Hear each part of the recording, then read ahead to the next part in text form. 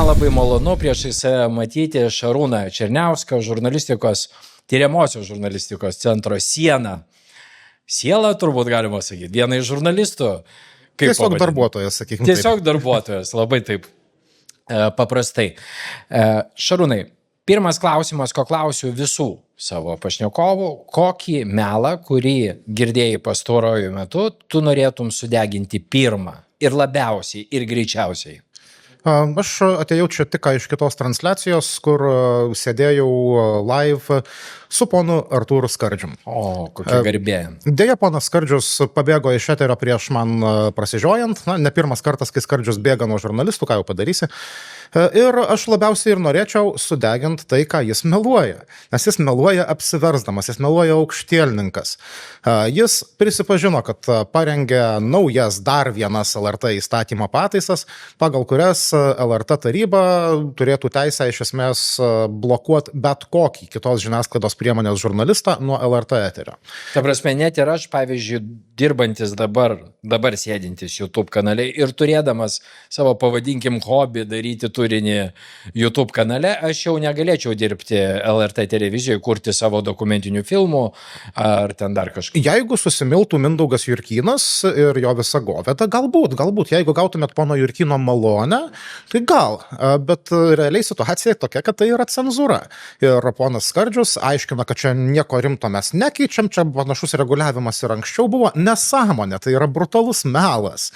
Tai realiai esminis akcentas yra netgi ne tai, kad tai yra įstatymas parašytas Tapinui, Miliūtei, Jakilaičiui, turbūt ir man iš dalies.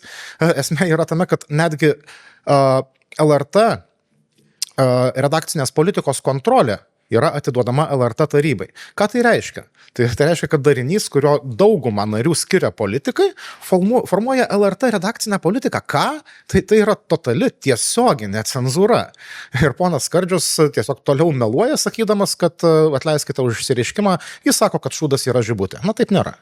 Šiaip Šarūnas ir buvo tas žmogus, kuris paviešino dokumentą, kur matosi visas šitas planas, jisai išrašytas, dokumentuotas, tai nėra kažkokia tai, nežinau, prie cigaretės ar prie kavutės pasikalbėjimas politikų lūpose, ne?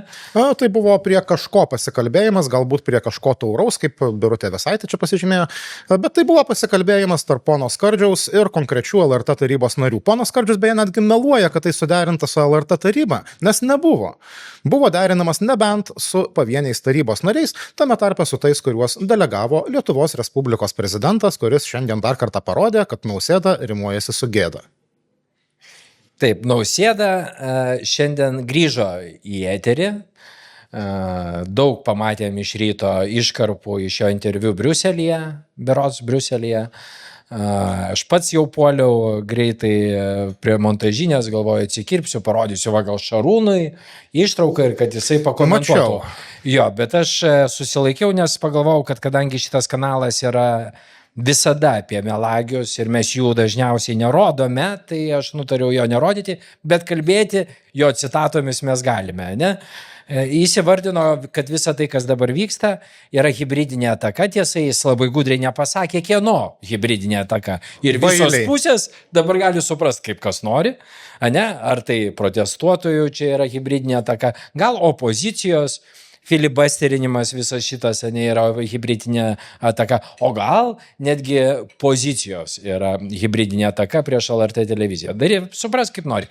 Kaip pats supratai prezidento, vadinkim dar jį prezidentu, nors man ir liežuvis nelabai verčiasi. Man irgi sunku. Gitanas, pavyzdžiui, sakykim, tiesiog.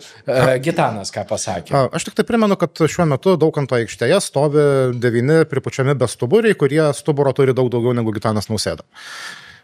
Ir tai, ką jis šiandien pasakė, beje, reikia pažiūrėti į platesnę citatą. Jis labai aiškiai iš tikrųjų pasakė, kurioje barikadų pusėje jis stovi. Gerai. Jis pasakė, kad štai šitas visas konfliktas anot jo prasidėjo tada, kai LRT taryba pradėjo normaliai dirbti, atlikinėti savo funkcijas.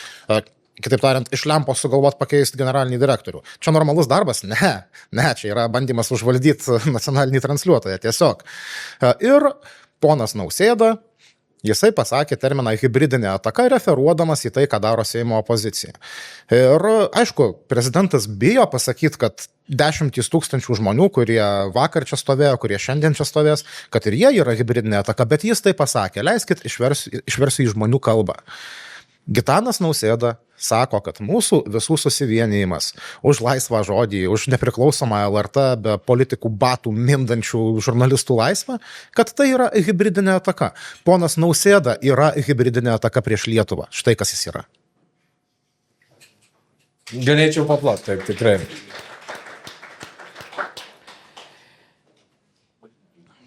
Atrodo jau pasiektas kertinis taškas.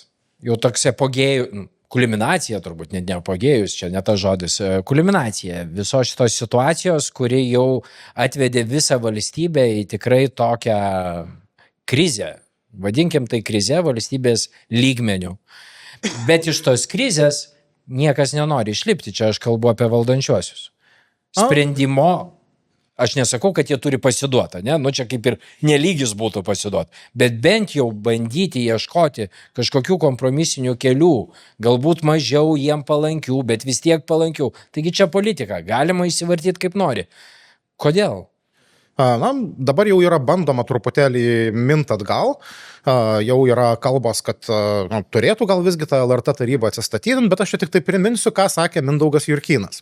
Jis pasakė, kad atsistatydinimo klausimas bus svarstomas sausio 20, kai buldozeris pravažiuos, bet tada mes galimai atsistatydinsim. Netikiu nei vienu žodžiu. Ponas Jurkynas nekartą įrodė, kad jis yra sumautas melagis. Ir važiuojam toliau. Tai, kas dabar vyksta, to negalima įvardinti kitaip, negu tiesus kelias, režimu gazas dugnas, tiesiai į autokratiją. Mes tai matom visiškai akivaizdžiai. Ir mes turim labai plačią stovyklą. Mes turim didžiausią parlamentinę partiją, socialdemokratus. Mes turim baisiausią parlamentinę partiją, Nemuno aušrą.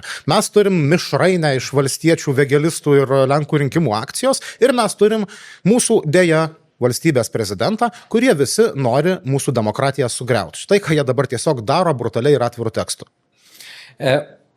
Truputį nusaikiau, jeigu filibusterinimas, atsirado naujas terminas, norėčiau, kad tu, aš jau pats įsigilinau, su ChatGPT irgi pabendravau, kadangi nesu žurnalistas, man kartais šitam visam kontekste sunku plaukiot, tai tavęs paprašysiu pagalbos, papasakot ir žiūrovam, kas tai yra ir kas vyksta. Ir tai yra legalu iš vis. Velnias po teisybėje aš nespėjau pats įsigilinti tą terminą, aš šiandien po teisybėje pirmą kartą išgirdau. Bet Širinskienės katinas yra dalis to proceso, ne? Taip. Tempti gumą. Jo, ir tai yra gražu. Beje, aš tokių dalykų pasigendu Lietuvos politikoje. Bet pasauliniai politikoje tai yra dažnas atvejis, taip? Taip, mes tai esame matę daugybėj brandžių, sveikų ir ačiū Dievui veikiančių demokratijų. Tai yra normalu ir aišku, tai yra ekstremali priemonė. Tokių priemonių yra įmamas ne šiaip savo, ne kad sabotuotum tam Seimo ir vyriausybės veiklą. Tai yra desperacijos priemonė, kai tiesiog nėra kitos išeities ir turi ieškoti procedūrinių sprendimų, kaip stabdyti važiuojantį buldozerį. Tai dabar ir vyksta. Ir dar kartą bravo ir ačiū Agnės Širinskienės katinui, nes tai buvo kažkas tokio. Socdemai pavargo, Nemuno aušra iš viso velnės žino, ką darė. Birutė Vėsaitė kvasino vynelį. Ir tuo metu 43 balsų užtenka tam, kad Agnės Širinskienės katinas taptų LRT valdovu. Bet tai yra legendinis momentas ir aš labai džiaugiuosi, kad mes turim tokį kūrybingą epizodą Lietuvos politikoje. Nesvarbu, kas valdžioj, aš noriu, kad tokių epizodų būtų daugiau. Taip kitko, tau noriu pasakyti, atsirado internetinis puslapis nuodėgulis.lt. Tai kviečiu visus apsilankyti, tikrai kūrėjus jūs taip palaikysite, paspaudę bent vieną kartą, jiems suksis peržiūros skaitliukai. Informacija ten visai normali, kalba apie protestą, daro update'us, kas vyksta politiniam lauke dabar, kokie yra sprendimai priimami, kas vyksta posėdžio metu.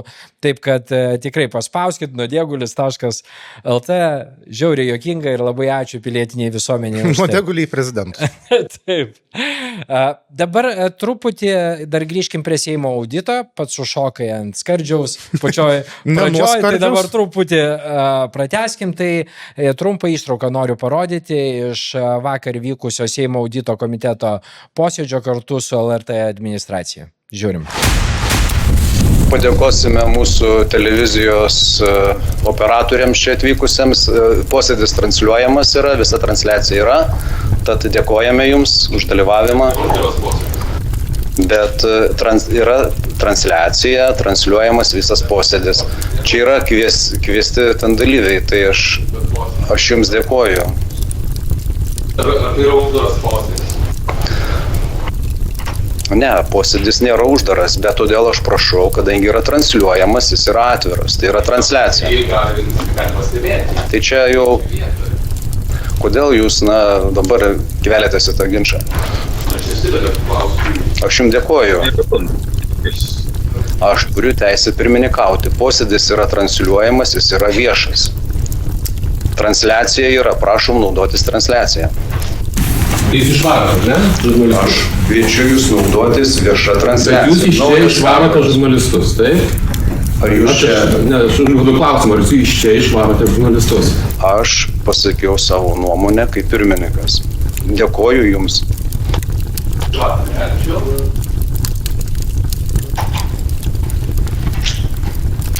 Tad, gerbiami kolegos, tęskime posėdį. Gerai, tęskime posėdį. Šarūnai, esi ilgametis žurnalistas. Ar gali Seimo narys akredituotą žurnalistą išvyti iš viešo posėdžio? Niekaip nei pro kur. Artūras Skardžius čia tiesiog parodė, kad yra apgailėtinas bailys. Niekingas, mažas bailys su mažu niekingu ego, kuris dabar naudojasi savo gale, sėdėdamas komiteto pirmininko pozicijoje. Kas turėjo būti išvarytas iš to posėdžio, tai Artūras Skardžius.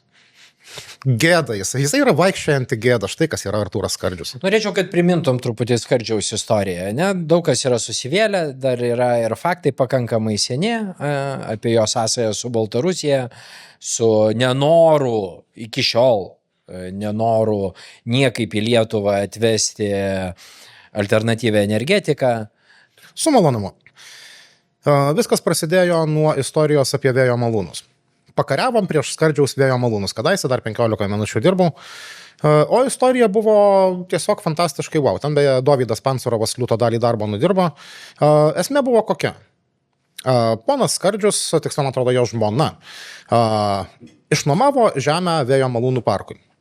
Taip sakant, vakarų Lietuvoje, vėjingam krašte, malūnėliai sukasi, daug elektros gamina, valio. Ir išnuomavo tą žemę vienam iš stambių vėjų parkų verslininkų už labai ir labai skanią kainą. Tokią skanią, kad ją būtų galima vadinti kyšiu. Ir ponas Skardžius, dirbdamas Seime, teikia įstatymo pataisas, naudingas tam pačiam savo žmonelės žemės nuomininkui. Tai buvo atvira korupcija. Tuomet valstiečiai žalieji brutaliuoju būdu išsuko Skardžių nuo apkaltos. Jam turėjo būti padaryta apkalta dar 16-20 metų kadencijai. Bet tai buvo ne viskas. Tada, čia tik gėlelės, aš kaip suprantu. Jo, vykstant Seime, man atrodo, apkaltos komisijos svarstymams, ten buvo Skardžiaus lygtais advokatas deleguotas, nes pats ponas per trapus, kad į posėdį ateitų. Ir buvo kalba apie kitus dalykus, tai yra apie šeimos verslą Baltarusijoje. Puikiai prisimenu pavadinimą Invest Energostroj, taip vadinasi ta įmonė, kuri statė saulės elektrinės Baltarusijoje ir statė iš Gazpromo pinigų. Brutaliuoju būdu. Prasme, jie kaip tarpinė grandis. Tai beje vis dar yra veikianti įmonė, kaip suprantu, Snieguolė Skardžiuvienė vis dar yra jos akcininkė ir to posėdžio metu, taip, nes Lukašenka dabar yra užfryzinęs visų nedraugiškų valstybių asmenų valdomas įmonės, tai net jeigu norėtų, Skardžiuvienė turbūt nelabai galėtų tos įmonės atiduoti. Bet nežinau ar nori. Skardžius kažką tai aiškino, kad tipo jau ten perleistas tas verslas, tik Lukašenka neleidžia. Turbūt daug ko Lukašenka Skardžiui neleidžia. Atsiprašau. O grįžtant prie to, tai ten buvo suma, man atrodo, apie 500 000 eurų. Tokio dydžio paskolą Gazpromo kontroliuojamas bankas davė Skardžiaus šeimos verslui.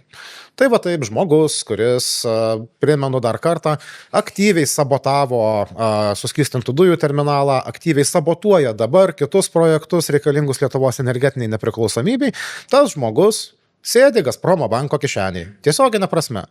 Artūras Skardžius yra korumpuotas, aš sakau tai drąsiai. labai sunku net tęsti, kai pats aš girdėjęs labai daug apie tai, bet ne taip griežtai ir ne taip aiškiai ir ne taip konkrečiai ir ne taip glaustai. Tai tikrai ačiū. Tai jis mus davė į teismą, mes laimėjom. Aš atsimenu, kad teismai buvo, taip. Čia kaip buvo parodyka kitėse. Taip, čia dėl šitų pačių istorijų padavė į teismą, reikalavo paneigti daugybę dalykų, įskaitant sniego spalvą, ir mes įrodėm, kad viskas, ką mes parašėm, buvo tiesa. O tai, kad tuometiniai valdantieji, linkėjimai ponui Karbauskiui, kuris irgi labai LRT norėjo, primenu, kad tuometiniai valdantieji išsuko Skardžių nuo apkaltos, tai yra jūsų mautos sąžinės reikalas. Mes dabar turim tą parazitą Seime. Gerai, dabar grįžkim prie to, kas yra aktualiausia. Prie šito stalo jau 3 dieną sėdėm su įvairiausiais žmonėm, nuo šou verslo, beje, tau linkėjimai nuo Stonkaus ir Katlerio, sakė, kad kažkada bandė tapti humoristu, nelabai pavyko. Tikrai taip. Stonkus tave nurungė, taip man sakė. Ne, aš per daug apie politiką bajerių mečiau. Nepaėjo, reiškia, nelabai buvo jau ta auditorija turbūt. Jo, bet man iš tikrųjų ir gerai, kad aš tuo stand-upu nebeužsiimu, nes supratau, kad man daug geriau sekasi parodyti, kokie juokingi yra kiti. Pavyzdžiui, Artūras Skardžius. Gerai, nepabaigiau klausimo. Prie šito stalo visada bandom atrasti kažkokį tai atsakymą, kodėl visa tai vyksta. Aplamai. LRT, visuomeninis transliuotojas, vis tiek tai nėra toks super strateginis superstrateginė institucija, nežinau, kaip atominė elektrinė, kaip šalies gynyba, klausimas, dėl kurio reiktų taip muštis ir taip laikytis savo, kaip tai daro dabar valdžia. Ir bandom atsakyti į klausimą, kodėl tai vyksta. Aš manau, kad atsakymas yra pakankamai aiškus. Yra autokratijos vadovėlis, kurį parašė Viktoras Orbanas. Iš to vadovėlio mūsų valdžia mokėsi ir pagal jį veikia iki šių metų rugpjūčio. Tai yra lėtas, triukšmo nekelintis valstybės pamatų griovimas. Gerai, jeigu taip žingsnis po žingsnio, kaip matėsi tas pamatų griovimas? Pirmiausia, aš sakyčiau, kad labiausia matėsi per augančią toleranciją Žemaitaičiui. Pradėta, aišku, nuo melo, kad koalicijos su Nemuno aušra nebus, nuo melo, kad premjerė bus Blinkevičiūtė, o tada, žiūrėkit, štai sveiki premjeras Paluckas, sveiki Remyga koalicijoje.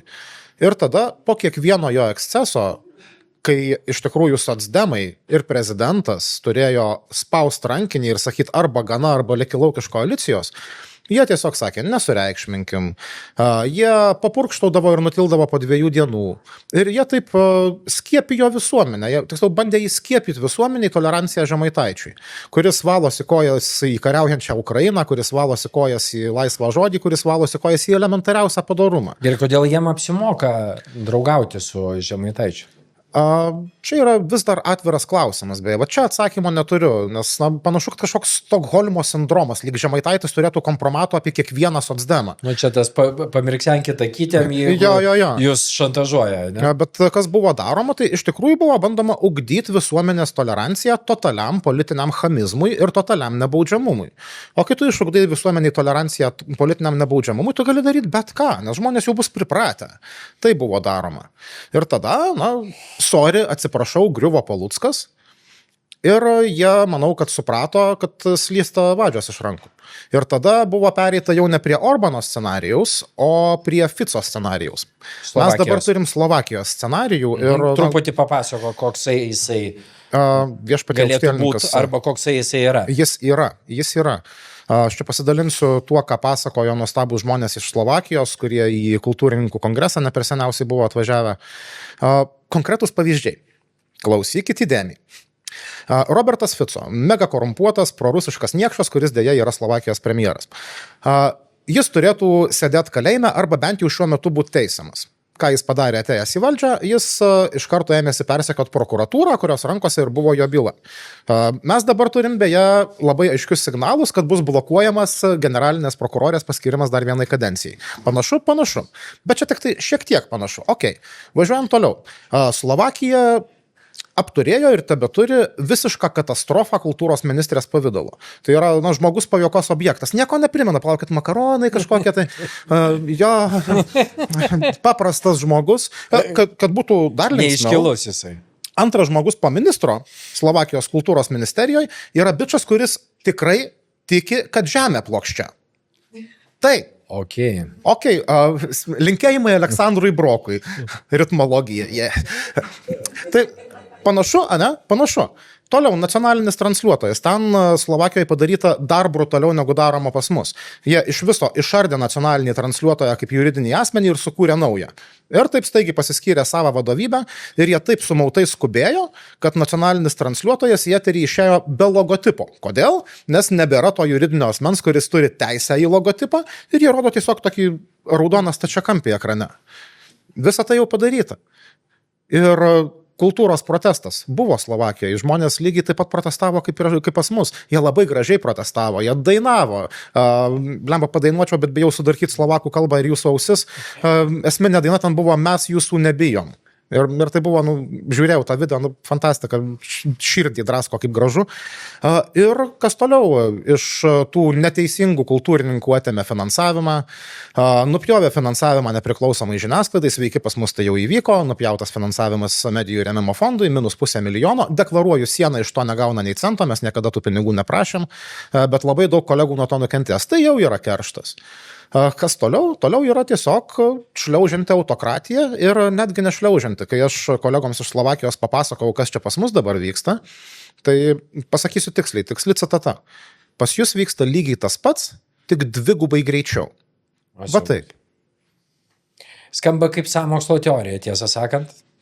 Visa tai yra faktai. Tiesiog mes turim Slovakijos copy-paste. Šitie niekšai net neturi pakankamai fantazijos, kad kažką interpretuotų, jie tiesiog kopijuoja bukai. Visą tai, ką tu supasakojai, aišku, daug vyksta ir improvizacijos, Palucko neliko, reikėjo keistis, reikėjo kažkaip sugalvoti antrą planą, viskas kaip ir aišku. Bet man dar įdomu, ar tavo manimų sąjunga tarp socialdemokratų, Žemaitaičio ir prezidento vyko dar prieš rinkimus? Įvyko dar prieš rinkimus? Bijau, kad taip. Nes tai, ką mes dabar matom, tai mes matom, kad jie visi už rankučių susikibę, vienas kitą glosto, nežinau, gal ir pasnaudžia kartu kartais prie Birutės Vėsaitės nepabaigto butelio. Tiesiog mums buvo meluojama į akis. Tas pats prezidentas, dėja, aš turiu konstatuoti, kad jis vaidino pasipiktinimą Žemaitaičio antisemitizmu. Jis vaidino pasipiktinimą, jis mums kniso protą į akis. Nes visada būdavo tas pats scenarijus. Žemaitaitis išstoja su dar vienu, dar baisesniu, dar riebesniu ekscesu. Prezidentas atsistoja ir pasipiktina ir po 2 dienų viskas baigėsi. Arba prasideda iš naujo su kita istorija. Tai buvo tiesiog sumautas spektaklis. Gėda, prezidentė, gėda. Gyvenant nepriklausomoje šalyje, 35 metus, jeigu esi politikas, kodėl tau gali kilti mintise toks planas? Kam jo reikia? Tau blogai gyvent? Kas yra? Man irgi protas neišneša šito. Aš neįsivaizduoju, kodėl, kam. Socdemai, jiemsgi buvo pora žiauriai sunkių kadencijų. Jie buvo praktiškai nusiritę iki dugno ir netgi 20 metų rinkimuose labai rimtą fiasko patyrė. Ir staiga, atsiprašau, jie grįžta į Seimą su mega triumfu, 50+ balsų. Tai yra istorinė pergalė. Tai kaip ir viskas, ko daugiau norėt. Daryk savo politiką. Daryk tą kairiąją politiką. Lietuvai reikia kairiosios politikos ir prisipažįstu, aš buvau Palucko fanas. Aš tikėjausi, kad jis tapęs premjeru. Aš labai daug sužinau šitam formate, pavyzdžiui, kad Jonas Omanas yra socialdemokratas. Sužinojau, kad tu Palucko fanas. Žiūrėk, klausyk. Aš jam po pirmo turo rašiau, Mano žinutė buvo sveikinu premjerę. Oho. Ja. Ir aš tikrai tikėjau Palucku, aš džiaugiausi. Aš visiems sakiau, kad Paluckas yra belia kaip geriau negu Blinkevičiūtė. Mes turėsim normalų veikiantį politiką, kuris gerai išmano valstybės reikalus ir plus skirtingai negu Blinkevičiūtė turi ideologiją po velnių. Aš tikrai tikėjau, kad Paluckas yra tas žmogus, kuris gali pramušti kairiąją politiką, kurios Lietuvoje nebuvo. Iš esmės nebuvo. Arba jinai buvo tokia šleiva, kreiva, tiesiog kažkokia. Ką Paluckas atnešė? Paluckas atnešė autokratiją. Kartu su Nausėda. Gėda Nausėda.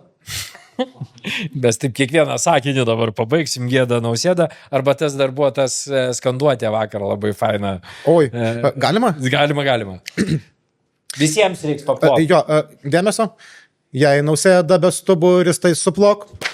Jei Nausėda bestuburis, tai suplok.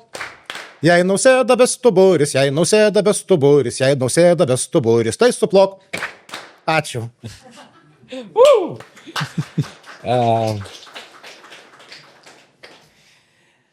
Gerai, truputį noriu prablaškyti mūsų video siužetu. Paklausykim, ką kalba premjerė Inga Ruginienė, kurios pasisakymų vis mažėjo su kiekviena diena. Dabar jau skundžiasi sveikata premjerė. Nėra sveikatos po vakar. Taip. Ypač po to, kai pateko pas Šarūną Černiauską dokumentai, kurie įrodo apie dar didesnę būsimą cenzūrą visuomeniniam kanalui. Paklausykim, ką kalba premjerė.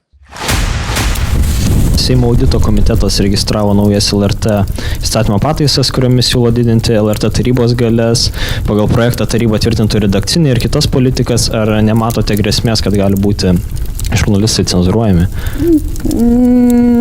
Man atrodo, kad nereikia tokių pataisų ir žurnalistai neturi būti cenzuruojami. Mes turime dabar sudaryti maksimaliai visas saugias sąlygas žurnalistams veikti laisvai. Kaip vertinate tai, kad daugiau galių pačiai tarybai, gal jau neišskiriant tos redakcinės politikos? Aš vertinu labai blogai šiandieninį emocinį foną. Emocijos sukilusios abiejose pusėse ir man atrodo, kad laikas yra nurimti, atnešti ramybę visiems ir pradėti normaliai diskutuoti argumentų kalbą. Tai Šarūnai, viskas bus gerai?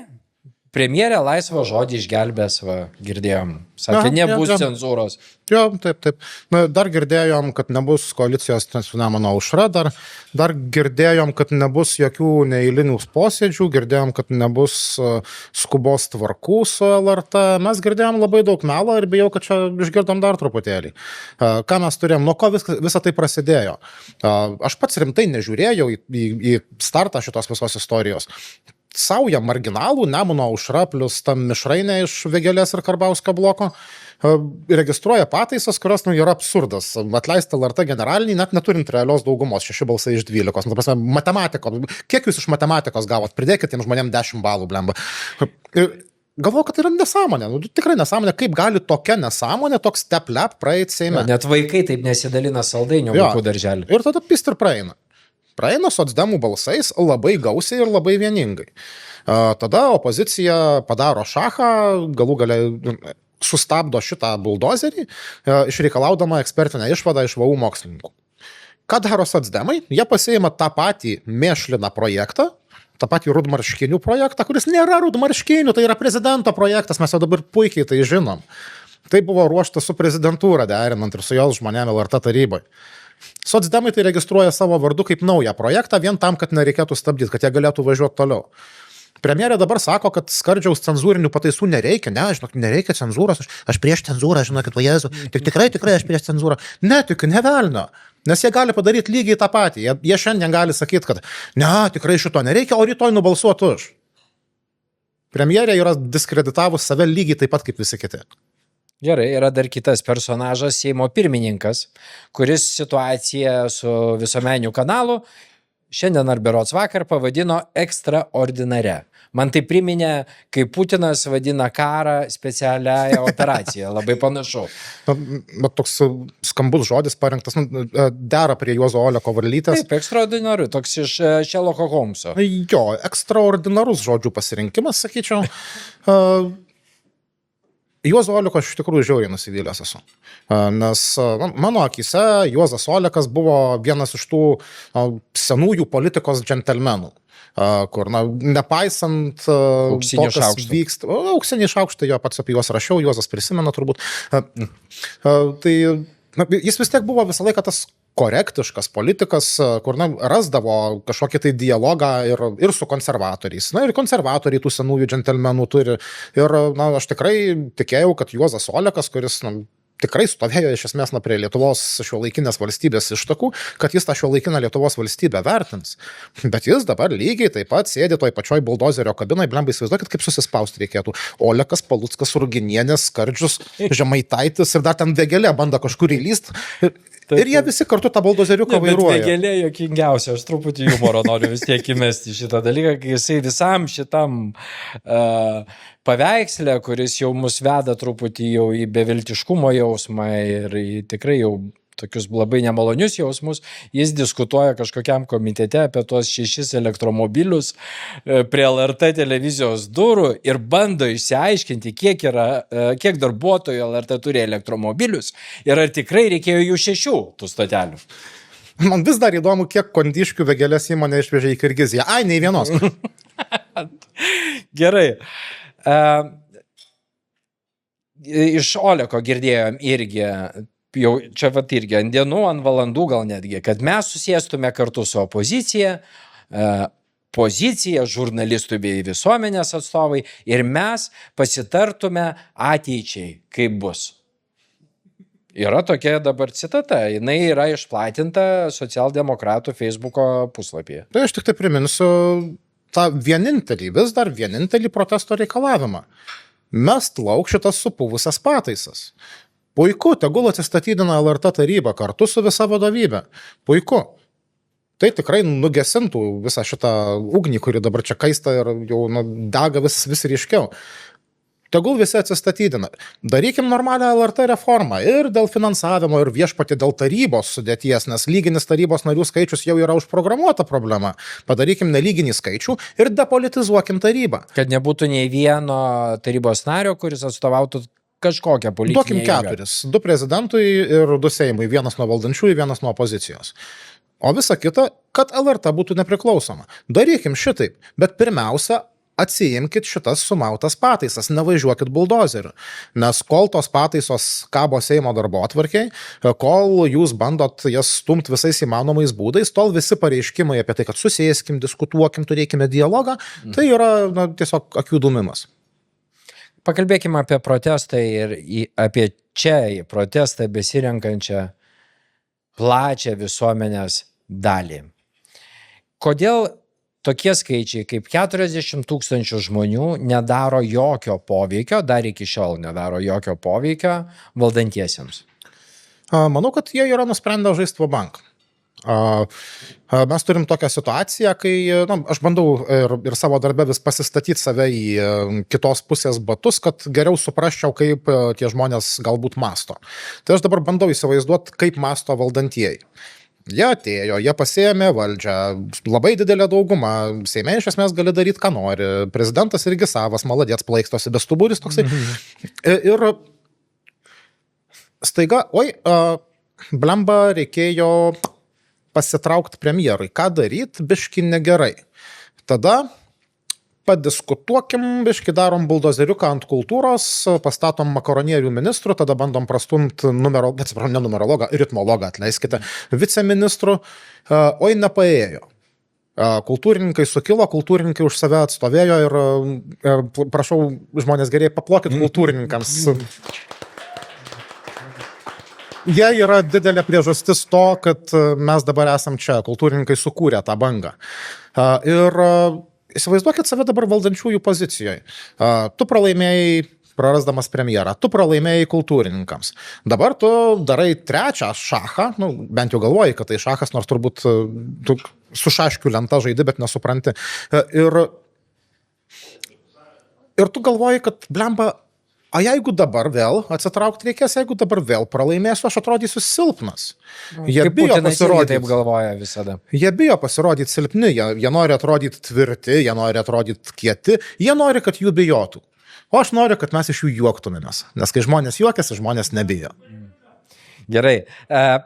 Jeigu pašytumėm patį blogiausią scenarijų, nieks nepavyksta, protestai neveikia, viskas griūna, urbanizacija eina pilnu tempu.